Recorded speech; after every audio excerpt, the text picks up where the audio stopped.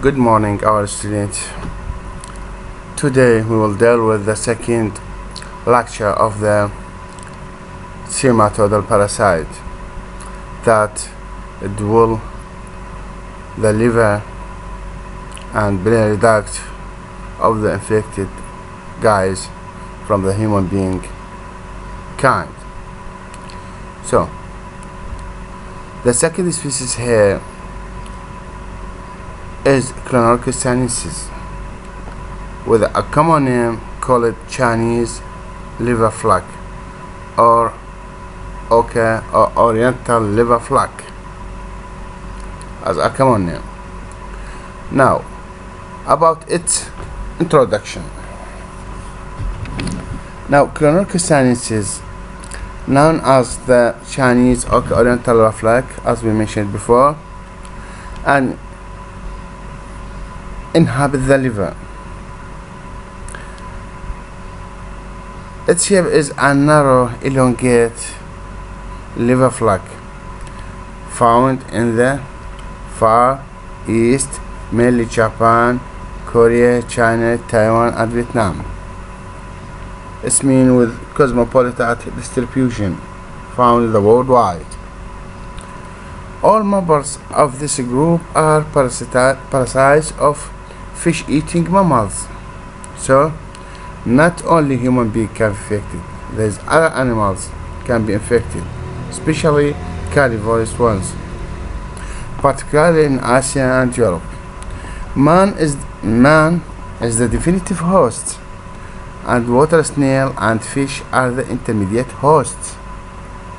So the life cycle here will contain two intermediate hosts with the definitive host, human. Now infection can be easily avoided by man not eating raw fish, since this is the only way that infection can be passed on. Clonorchis parasitize the biliary duct in human who become infected by eating raw or undercooked fish. Now the dog, cat, other feline carnivores can serve as an important reservoir host.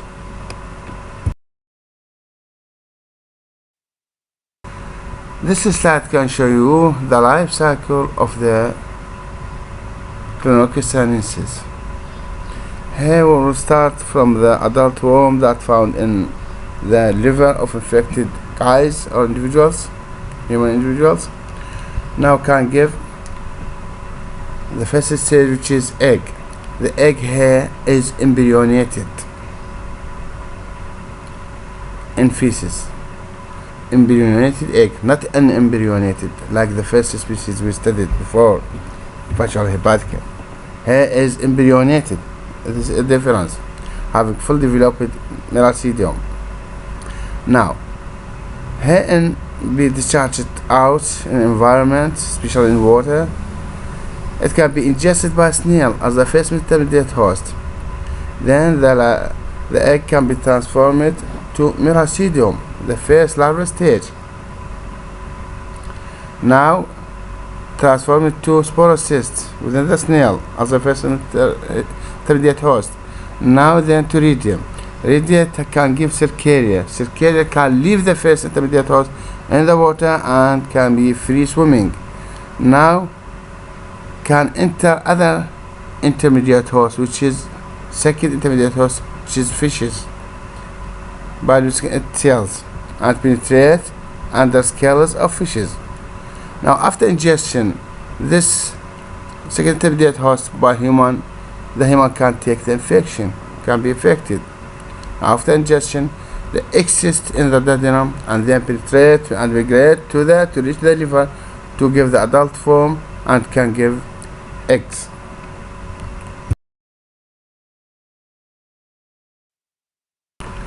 Now about the life cycle here. In this slide we can see the life cycle of Chinese liver flag or Oriental liver flag. This parasite requires the involvement of two intermediate hosts, freshwater snails and fishes. to complete the life cycle. Embryonated eggs are discharged in the biliary tract or duct and in the stool.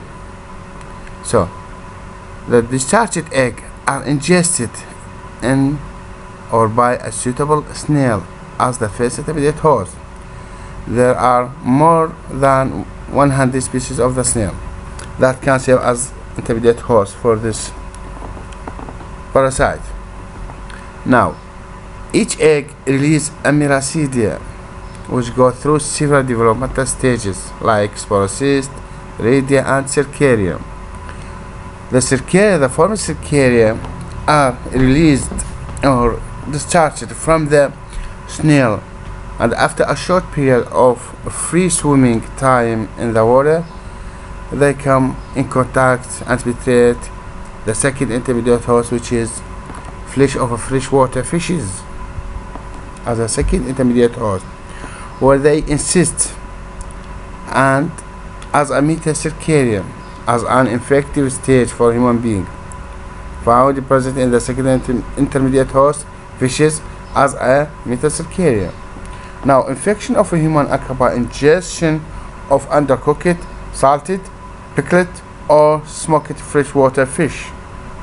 After ingestion, the metacercaria exist in the duodenum and ascend the biliary tract through the ampulla of water. Maturation takes approximately 1 month. The formed adult flux, measuring 10 to 25 micrometer by 3 to 5 micrometer, reside in a small and medium sized biliary duct, not in large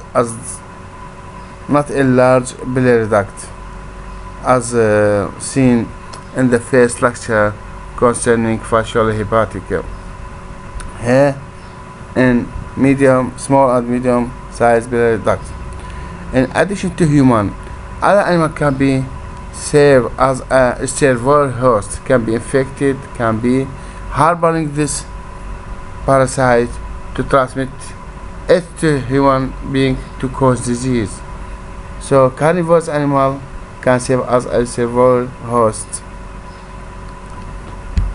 Okay, other slide. The morphological criteria or feature of this parasite. Now, the adult form for this flux are lanceolate in shape, translucent and brown in color. All can be found as a hermaphroditic parasite, and keeping in common with other flux, also they have two suckers, ventral and oral sucker. This criteria can be present in all stomatoparasites. Now,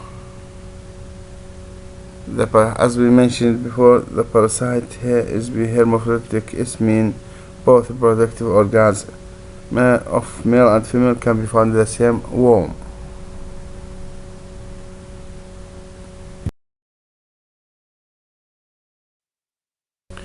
Now, the second stage from this parasite, the ova or ovum, as a singular. Of clinical sciences, it contains fully developed miracidium. Here is other difference from fascial hepatica. It has contains fully developed miracidium and possesses prominent operculum. Now, prominent operculum, not inconspicuous, but prominent operculum, and the shoulder beneath it. So the egg can be called flask-shaped egg,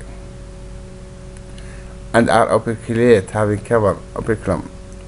They are by-stained and measure 29 micrometer by 60 micrometer.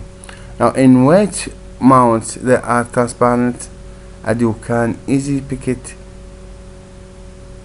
can quite easily see their anatomy. The structure can be viewed here. Now, there can be up to 6,000 swarm present and a daily egg output of 1,000 egg per microliter of bile or 600 per gram of feces.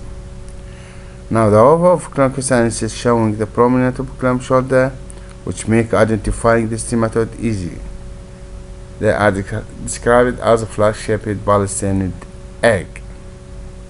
Okay.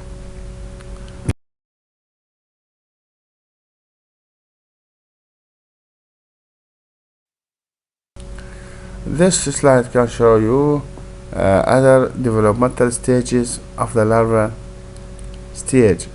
The cercaria, fork-tailed cercaria, call it fork-tailed cercaria, and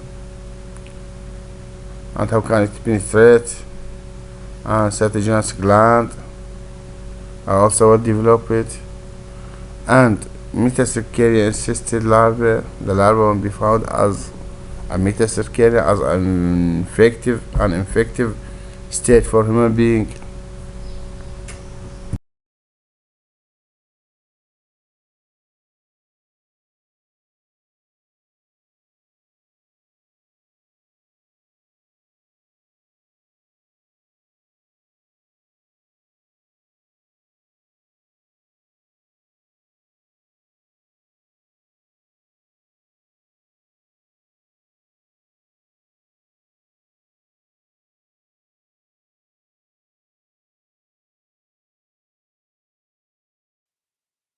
Now about its pathogenicity.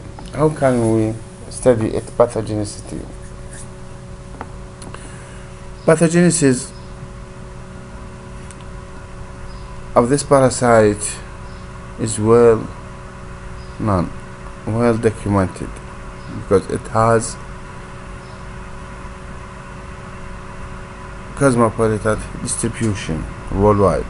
So that many millions of people become infected every year, but only a minority suffer from any illness. Adaptive flux inhabit the distal bile duct with epithelial proliferation, surrounding inflammatory reaction and ascending pharyngitis. Sometimes there is secondary bacterial infection with jaundice and septicemia. There can also be eosinophilia. All this can lead to thick, dilated, fibrous duct with adenoma of epithelium, bile duct stenosis, and cholangiocarcinoma. The pathology is related to the number here. Listen well, my student. Pathology is related to the number of the parasite present. So in light, once a light infection, it is up to 15 egg or more are usually asymptomatic, no symptoms. A light infection, number of egg presented is weak or fewer, 15 or more, slowly. But when we found in 500 or more, the heavy infection can be vivid and can cause serious illness. Acute infection may be characterized by fever, diarrhea, epigastric pain, enlargement and tenderness of liver, and sometimes jaundice.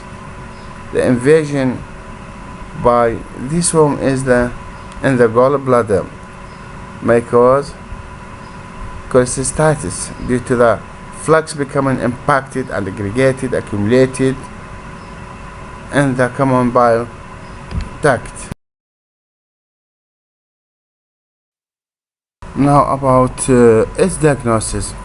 How can we diagnose this parasite in laboratory?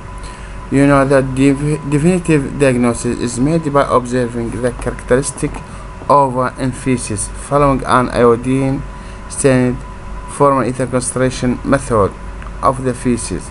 This is the first.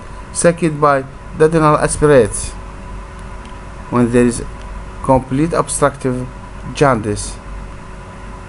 Third, by use the intro test. All these three methods can be used to diagnose the infection of this parasite in laboratory. And there's other method can be used serologically, radiology, and other chemical fixation tests, many different tools. But briefly, there's three important methods can be used in our laboratories to detect such infection. Okay.